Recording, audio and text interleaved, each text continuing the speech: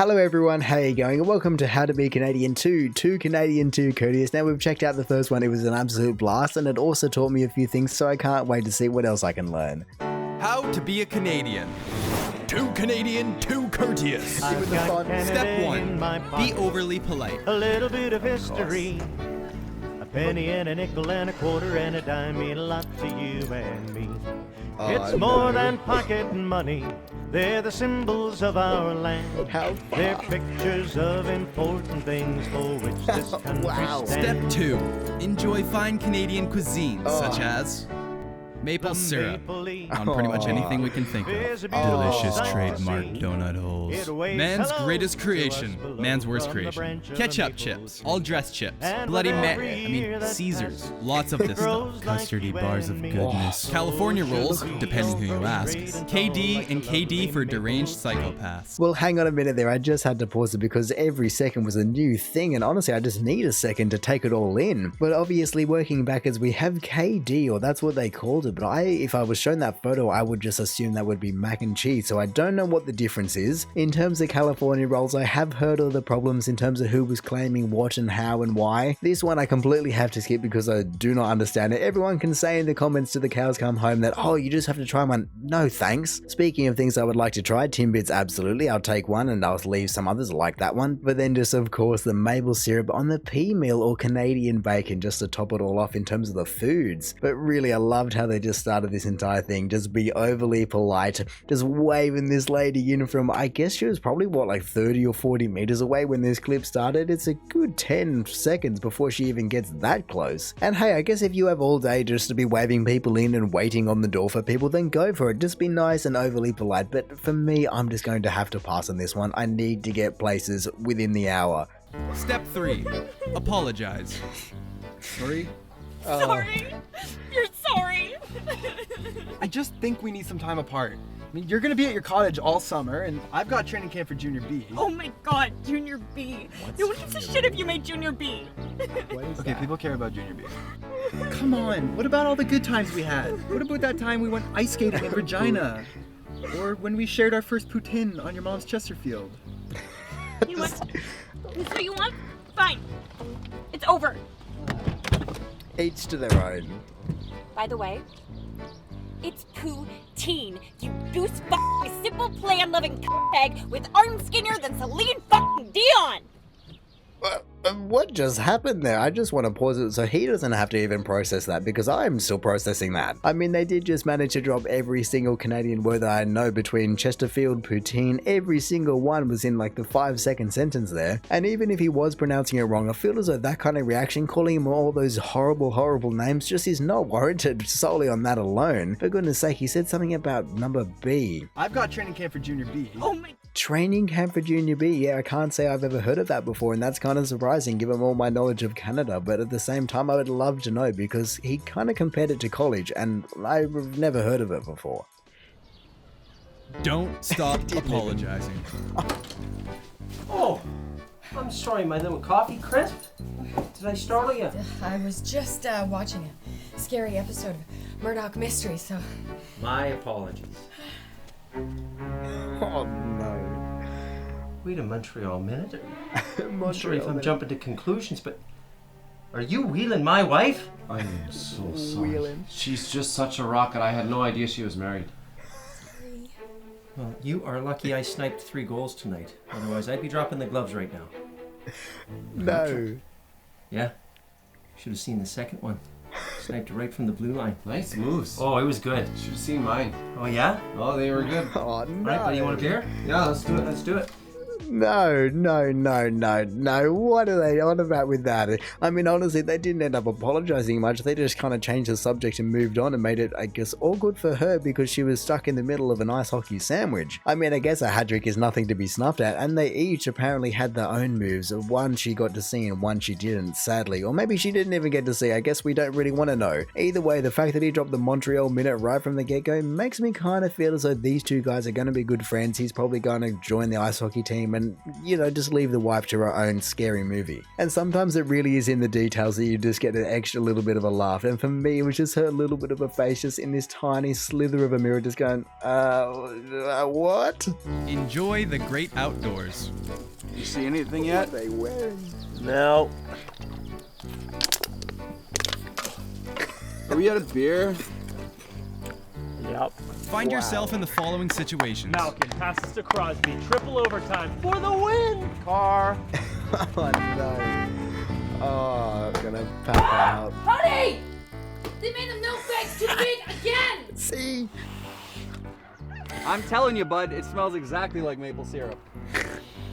Smells like plastic to me. You gotta Nah. be shitting me, bud. Bud, you've had your hands up a cow's ass all day. You couldn't tell the difference between buzzard vomit and a Muskoka campfire. Oh no.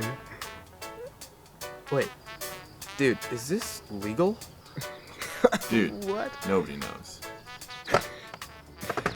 Wow, okay then. That was a whole lot of cultural references that I feel as though I just have to experience to fully know what is going on, because I can kind of get the gist of it, but I'm not entirely sure if I know what's going on in my heart. However, coming back to this clip, I am most surprised about the fact that they've managed to finish all the beer. I mean, that's not the surprising thing, but the ratio of beer to, I'm gonna call them twisties because that's all I know them as, is very, very high or very, very low. But breaking it down to find myself in the following situations, I have definitely had this before, but not with ice hockey, or I don't know what you would call it here. It's probably about 2 degrees, so it's almost ice hockey. But for me, it would be cricket. You know, every single person in Australia once upon a time has just been forced off the road because they're playing cricket, maybe soccer or something like that. But I feel as though cricket is a must, because if you have not dragged the wheelie bin out or the garbage bin out into the middle of the road on a 45-degree day where the asphalt in the road is suddenly sticking to your feet and to the wheels and even to the ball in cricket, then you really just haven't lived through an Australian summer. This one, on the other hand, though, I've found very, very difficult to relate to. I understand what's going on here, but I can't even imagine it, especially because everyone is always saying how user-friendly it is, how environmentally friendly, whatever it may be. But seeing as what you said was they made the milk bags too big again, and so that certainly means that it's not a one-off occurrence, and so I don't know how user-friendly you can call it when you can't even get the thing in the jug. Step 7. Live in a small town. I'm starving. Is anything open? No. I don't know. Yelp it. Yelp it. Hey, we're hungry. Who's open? We got some beaver tails here. Or live in the city. Then. Hey, we're hungry. Who's open? I don't get it. Me either, but I feel triggered. Triggered? What is there to be triggered about when you can see in her hand she's just come from, I don't know, 100 meters down the road from any cafe that apparently stays open 24/7 in Canada? And so I guess in that regard I can understand why they'd be going, oh, what do you mean it's not open? But why are you being triggered by that? I mean, I did love the fact that they said Yelp it, and he's just like, oh, actually maybe I just changed the P to an L and I just yell it instead. Love Canadian music. Hey, everyone. Torch Scrompelli here. I'm standing with Jacob, what's up? All right, Jacob, I got 2 new awesome CDs here for you. Whoa. If you can answer me this question, you ready? Oh, hell yeah. Who won the 1998 Juno for Best Rock Album? Was it Our Lady Peace, Sloan, or Moist? Oh, man, I love them all so much. C. It's was always it C. Our Lady Peace. Yeah, you got it. yeah. Our Damn Lady it. Peace, a band that'll definitely be popular forever. Oh my god. Torque is so hot. All right, then something on the wedgie. Back to you guys. Hey, I just want to give a quick fuck you to Tommy and Jen. I told you I'd get on the show. That has to be based off something that really happened on TV. I mean, honestly, it happens all over the world, but that exact situation where they're giving away CDs, they got random people, all of these situations just have been combined into one, to where it just couldn't have not happened. Like you said, oh yeah, a band that will stay relevant forever. Participate in Canada's greatest contest. What?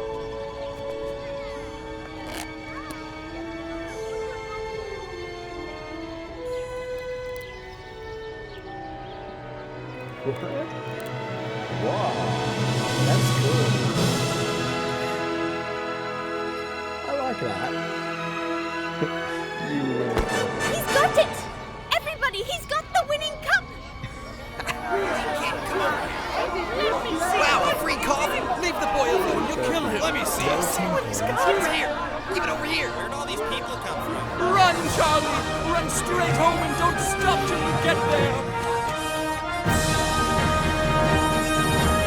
Wow, well I wonder where in the world they got that original concept from. My goodness, I've never seen anything like it. I mean, in saying I've never seen anything like it, I haven't ever seen anything rolled up in the little lip of the cup. So I love that. That's a great little touch. Everyone would just then be unrolling them going, oh, what's it gonna be? I guess you could immediately unroll it, or you get a whole stack of them, and maybe that's a little bit easy and cheap because you can roll it back down. But I didn't pick it up on the first watch through, so I'm wondering, where was this cup from? Is it because his thumb is covering it the whole time? Is that why I didn't get to see? Oh no, it's kind of there, kind of not. However, I don't think that that's a Tim Hortons cup. I feel as though I should be able to read a big fat Tim Hortons on the front of that if it was, and so, I don't know, it's not a Macca's cup, but I don't know what it would be. Be accepting. Accepting. And say sorry. Why aren't you dressed yet? The game's gonna start soon, and I don't want to miss the t-shirt cannon. Dad, I need to tell you something. What is it, boy? I'm afraid if I tell you, you're gonna think of me different. You can tell me anything. I love you no matter what. I mean, I have seen the shirtless Ryan Gosling poster in your bedroom, so... No, it's not that, it's... I just don't like hockey.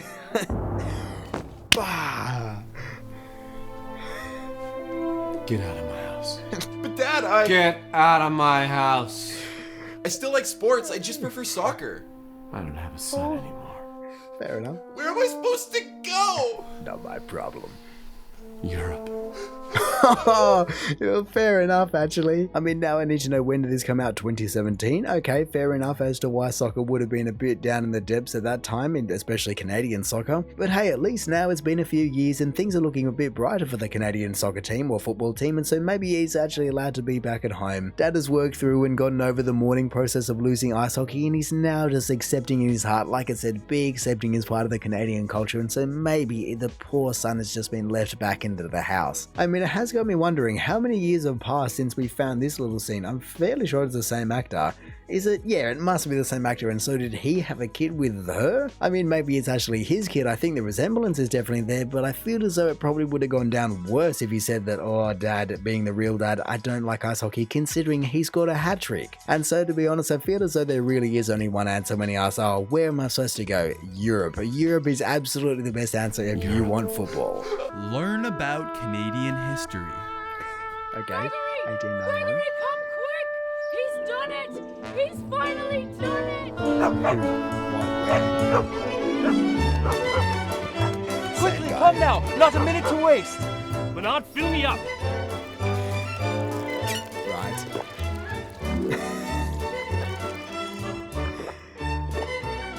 What a pastime. Sir, what do you call such a thing?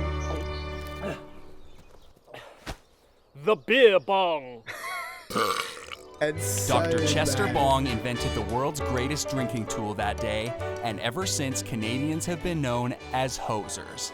Oh, that brings me back to my roots of just watching Heritage Minutes. I mean, they said it was 1891, and so hey, it would definitely be along the same lines. I mean, for a while I was wondering if whatever he invented was going to be correct, but now that I've got the context, Sober Island, I don't know if that's an island. I mean, you've got a lot of places up north, but Sober Island, it probably isn't one of them, especially when you're having this exact contraption just be born on the island. I feel as though it's just not really going to work. And finally, celebrate Canada Day the only way we know how. Perfect.